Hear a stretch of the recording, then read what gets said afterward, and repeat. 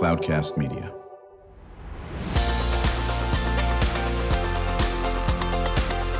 Drew Schlosberg Spotlight on the Community Show, amplifying the voices of social impact organizations, entrepreneurs, local nonprofits, and other community champions who shape the culture, creativity, and connectivity of San Diego.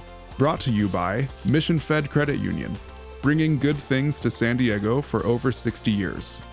Learn more about what is good for you and good for all by visiting www.missionfed.com.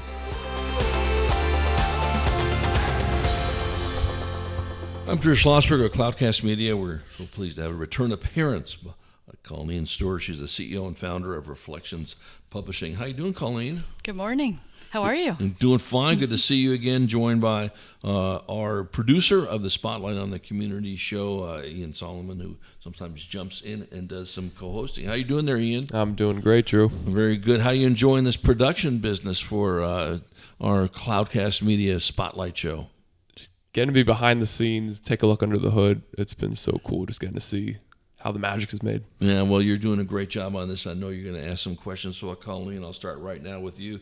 For our audience, what is the mission of your organization? The mission for Reflections Publishing is to create global change makers. The original goal is with students, initially with puberty, when puberty would hit, so middle school, high school, going into college. But what we're finding is puberty hits students even younger. And the parents also need support. And to be able to accomplish any goal, you also need community support. So.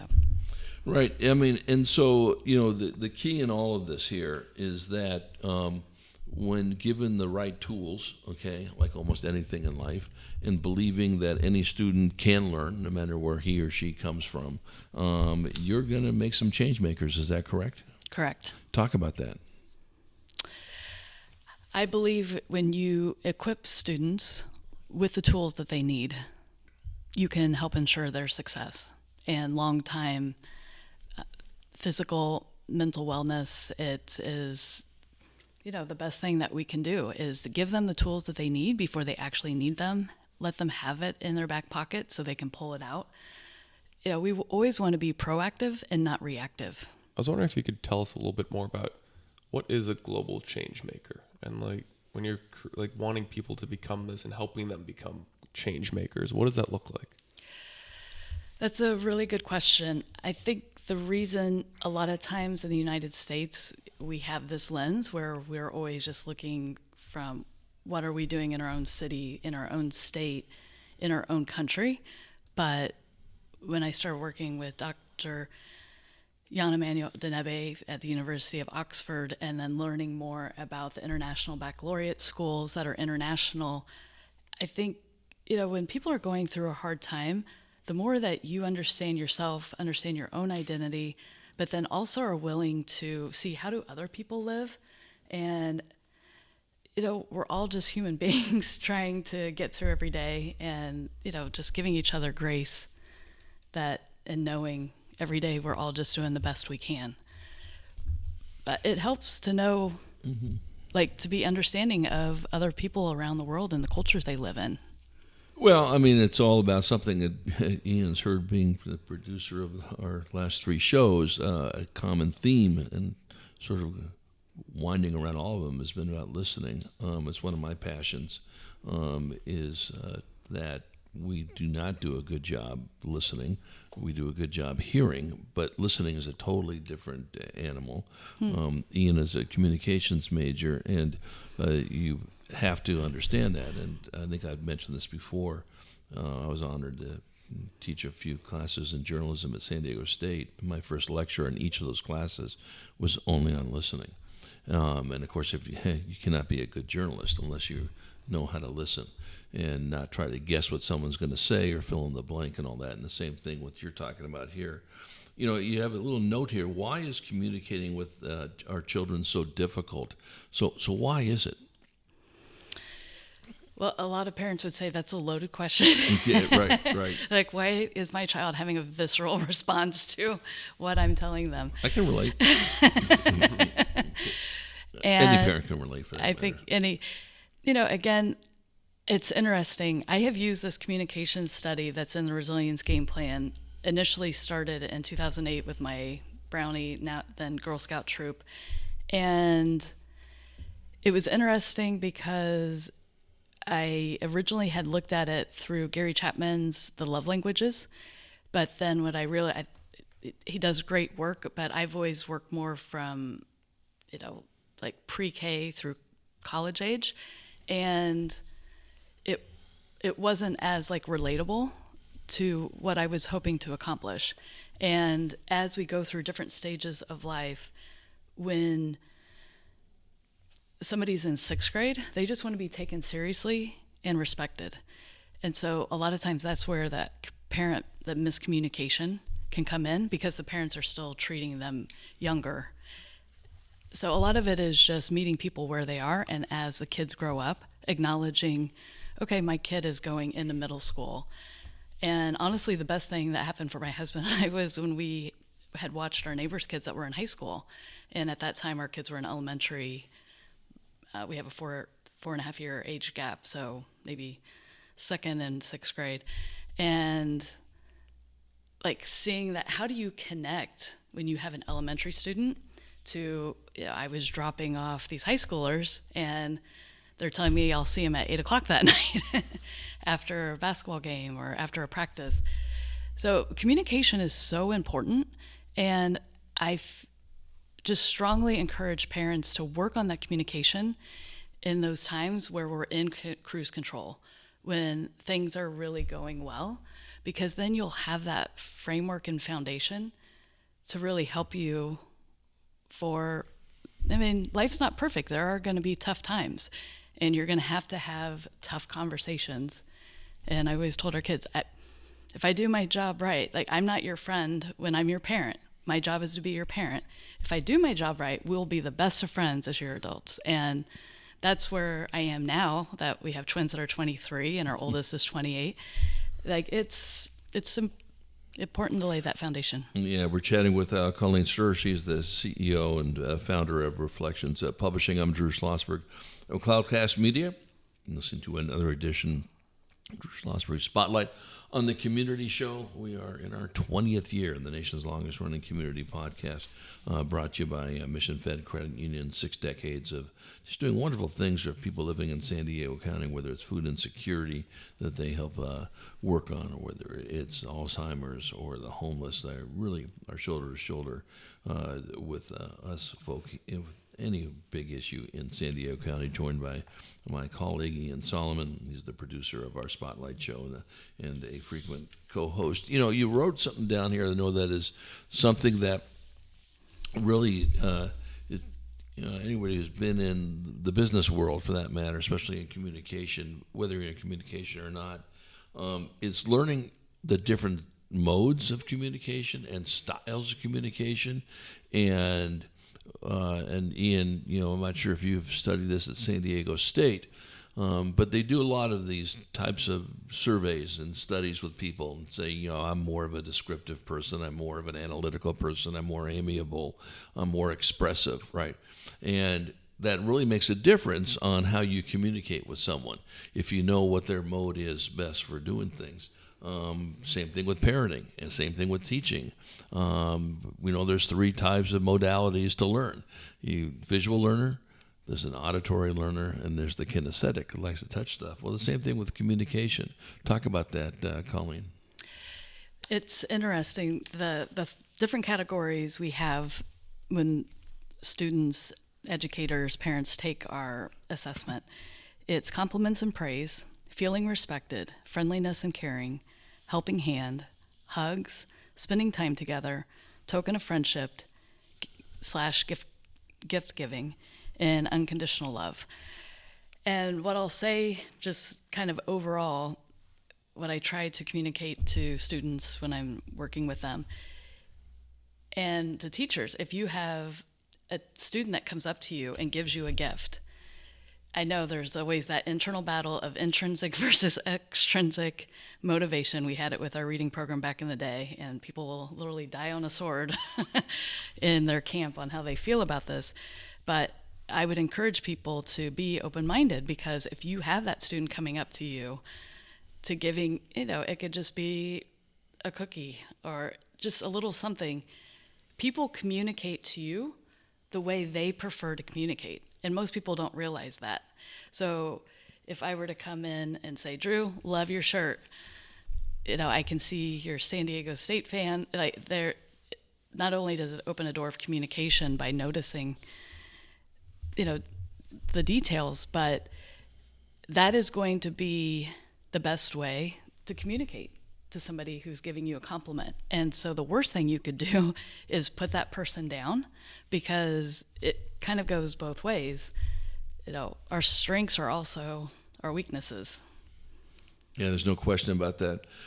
Talk a little bit about, there's a story that makes you most proud of your organization. I love, about a follow-up research study. Talk about that. That was great. After we did a 10-week study, either an 8 or a 10-week study, and a lot of the students that were in the study had been Afghan refugees that they actually brought the study to the school. And at the end, you always want to collect the data to see how did the material resonate with the students. Almost all the students, but one student said it very eloquently, "Thank you for giving me permission to fail." And which goes into the growth mindset piece that we have in the resilience game plan. We do an assessment, we do a communication assessment, and then we do the growth mindset to just get everyone in the right frame of mind.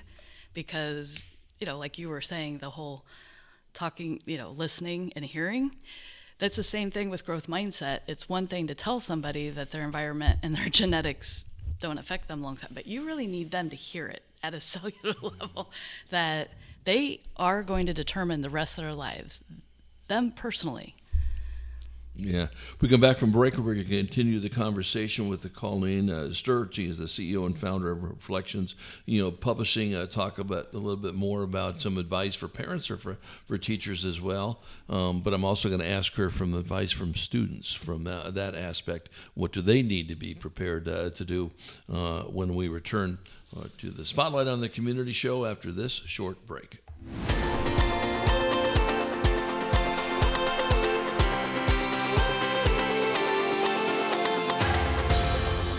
When you do your banking with Mission Fed, you get great rates on auto and home loans. That's good for you, but something good also happens for a lot of other people.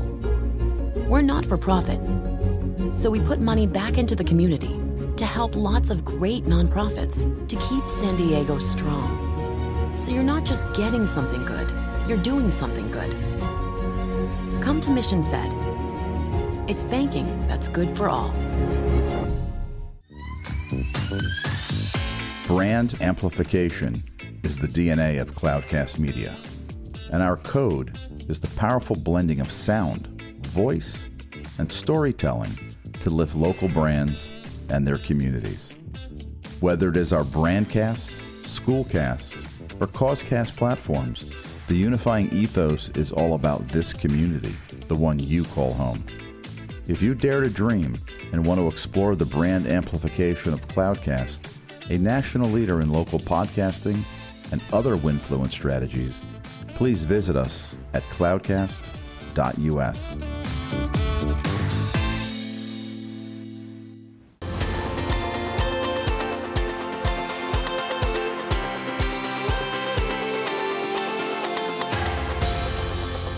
I'm Drew Schlosberg of Cloudcast Media, listening to another edition of Drew Schlosberg Spotlight on the Community Show. We are the nation's longest-running community podcast in our 20th year, brought to you by Mission Fed Credit Union. 60 years. They're doing great things. Folks living in San Diego County, so pleased to have in the studio with us today Colleen Ster. She is the CEO and founder of Reflections Publishing, joined by my co-host Ian Solomon. He's also a producer of the Spotlight on the Community Show. And Ian, just jump in if you have any questions as well on this. So, Colleen, we talk a lot about, the perspective, maybe it's coming from a parent or whether it's coming from a teacher. But how about coming from the student? What is the student looking at? What are they expecting from the person who's delivering communications? That is an excellent question. I think with students, what I tell them when we do this study, the best thing they can do is when they're in a room, sitting around a table, we're all gifted very differently. And the 2 ears, 1 mouth, listen more than you talk. So going back to what you mentioned at the beginning, you can just see all the different players at a table. So for them, it could be a group project, but then that turns into, when they're in college, the group project being a little bit more difficult, going off into the workplace. You're always, very rarely is somebody working alone. And with AI, I know a lot of students have been demotivated with feeling like, why should I be a lifelong learner? Because it's going to I wanted to go into X, but our robot's going to take over that position. Yeah. So the beauty of having strong communication skills, and I think it's good for STEM majors to hear this, because us liberal arts majors, you can't replace human emotion, and you're never going to replace strong human communication skills. You're just not. It's funny, and you were at our 9th Annual College and Career Pathways Summit, and thank you very much for being a sponsor of it. And our colleague did a session on with the superintendent of National School District on, AI can't outhuman us or something like that. That was sort of the topic of that. And you're spot on. You're going to need to have this, and I think there's so much information in the public now about how many jobs are being lost because AI, and that shouldn't be a shock to people at this point. I think it's going to reverse itself, where now people are not laying off 100 people, they're laying off thousands of folks, which makes, I understand why they're doing it, that they shouldn't be doing it. I think it's going to reverse, and they're going to say, oops, laid off too much more on this. AI is not a human voice. It's not a human that can touch it. They can't look at empathy and all that business. Ian, question. Yeah, so I think with a lot of things that Drew was just talking about, especially with young people, I think it's that fear and uncertainty kind of forces us to put a lot of pressure on ourselves. So then when we talk about things like the growth mindset, I think that, like me in particular, but I'm sure a bunch of other people as well, we feel that we have to put pressure on ourselves to force that growth or to extract the lessons from certain situations. So what I'm wondering is, how much of having a growth mindset is an active process of something that you feel like you have to extract the meaning and force that growth, and how much of it is just having faith that the growth will happen and letting those lessons present themselves? I think if you were to ask my children, I've always encouraged them, anything that you do in life, do it with a joyful heart. Don't be afraid to fail. You don't have to be the smartest person in the room. You just don't. All you have to know is who to hire to get the job done. It doesn't have to be you. Mm-hmm. So I would encourage, I know today things are, and we talked about this in the first podcast, I grew up on a farm in Indiana, and there were simpler times. But at the same time, the high school that I went to, we didn't have the red tape. So that's why electronic bookshelf came out of a little small country school and, surrounded by bean fields and cornfields. I just would encourage you. I was talking to a preschool director and her assistant director yesterday. We have to start celebrating mistakes at young ages. None of us are perfect. And there is this fear. So to the other extreme, when I hear that a student has taken their life, which is why I challenged myself to go back to school after eons of years, is it needs to stop. We need to enter this space, let people know, hey, it's okay. When I did the research study at Mount Miguel, I took bubbles, the old school bubbles that you use for children, was blowing bubbles in the room. And I said, I am here today and now. We're going to burst the bubble. Life is not perfect. Bad things are going to happen. I'm sorry if I'm the person to tell you that. It is. You're going to make mistakes, celebrate it. We would teach our kids, if you fall, get up and say, ta-da. You know, like literally celebrate every mistake, because like there would be students that would take calculus before taking it at CCA. Like, and then, you know, they're supposed to be working in groups together and they think that works. And I'm like, it only works because we're all paying tutors for it to work. I understand what the research actually is and should be, but it doesn't work if 3/4 of the class is paying for a tutor and you actually send your school to student to learn. And I talked to a parent the other day, had the same experience with chemistry. So it just, what year are you? Are you in college right now? Yeah, I'm a senior at San Diego State. Okay. So I would just encourage you, just enter those tough spaces. The most growth happens when you feel that friction. Like that is when the most growth, and you are going to make mistakes. You're going to mess up. But how do you learn? You learn from your mistakes. Mm-hmm. And then for people that are like, not afraid, but like resistant to face that friction, what kind of advice would you have? It just takes encouragement. And I mean, honestly, that's on us as a community, as professors, as educators. You know, we also have to be supportive. And, you know, there shouldn't be kids going to school with bruises on them because they got a B at school. And that's a reality for some students. And that's not okay. Yeah, well, we have put on too much pressure, whether it's the parents, whether it's the community, whether it's the schools, whether it's the individual student and all this business. And it's why we have never seen, and we talk about it quite a bit on our Spotlight show, more anxiety with young kids in our world right now than there's ever been. And that just needs to be put on the brakes and do some of these other things as we're talking about. Celebrate successes, celebrate failures, and all that business. Colleen, what can we do to support what you're doing? What can our listeners do? Well, the Resilience Game Plan is available on Amazon. We sell to schools, we sell to parents. The materials work for home and school.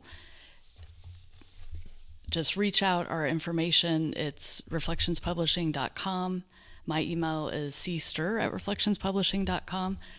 Reach out. That we have so many consultants that have a heart of not only helping students, children, but also parents and educators, because we all just need to create a supportive environment. And, you know, the goal, I mean, as somebody, I turned 55 this year, I feel better. People ask me, why do you keep taking classes?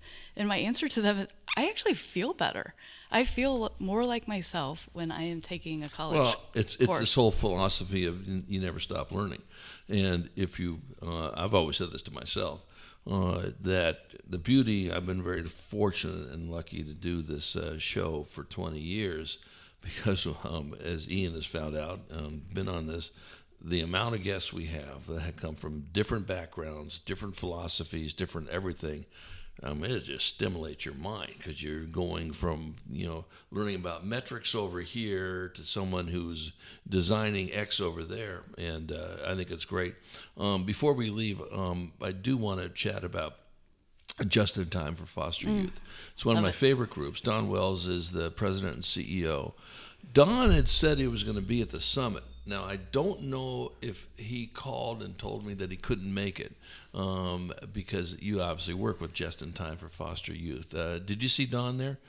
I did not. Yeah, I think he might not have made it. So just a great guy. He's been a very frequent guest, him and his team.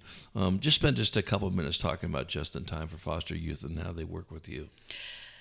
So I just did a session mid-January working with Ivan Sanchez, I believe is his last name, and I worked with a group. So Just in Time, for anyone that's not aware, it's for students that have aged out of the foster care system. And these students, Just in Time is an amazing organization. So if you're looking for a group that you want to support, definitely please support them. They are doing wonderful things. They provide backpacks, computers. So I Job run, skills, learning, you name it. you think of anything that somebody would, they match up mentors, and they even, like with housing, they help because there's that Angel Scholarship Program. So in addition to, I believe they can get and go through a master's, because they can get a bachelor's and a master's. Yeah, their group, and the whole point of it is when you are termed out of foster, you turn around, and now what? Okay, and that's what the what is with that. And so I know it's a great group, and I'm glad you're working with them as well. So shout out to you for working with Just in Time and for them as well. Always good to see you. What's the website one more time if someone wants to connect with you?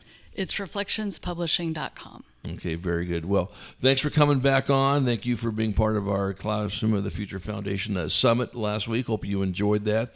And to our listeners, we hope you enjoyed the interview. You've been listening to an episode of Drew Schlosberg's Spotlight on the Community Show, amplifying the voices of social impact organizations, entrepreneurs, local nonprofits, and other community champions who shape the culture, creativity, and connectivity of San Diego community. Brought to you by Mission Fed Credit Union, bringing good things to San Diego for over 60 years.